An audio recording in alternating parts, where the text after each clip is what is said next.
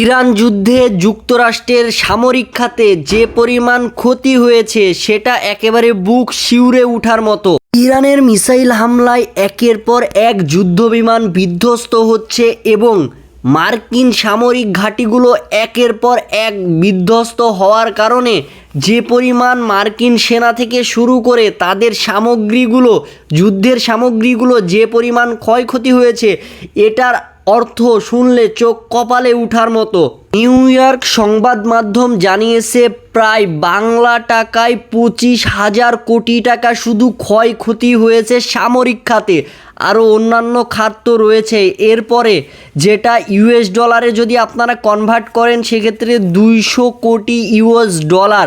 এটা কি ভাবা যায়? ইরানি হামলায় যুদ্ধজাহাজ এবং যুদ্ধবিমান যেই ক্ষতি হয়েছে সেটা মেরামত করতে খরচের যেই আনুমানিক হিসাব তাদের প্রশাসন জানিয়েছে সরকারের কাছে, সেটার তুলনা হচ্ছে প্রায় 32,000 কোটি মার্কিন ডলার।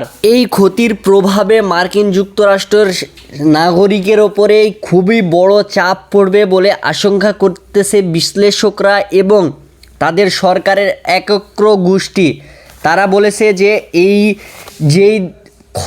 ক্ষতিটা পুষিয়ে নেওয়া খুব তাড়াতাড়ি সম্ভব না এবং আরও যে পরিমাণ হামলা চালাচ্ছে ইরান, সেটার মাধ্যমে তো ক্ষতি আরও বাড়তেছে দিনে দিনে।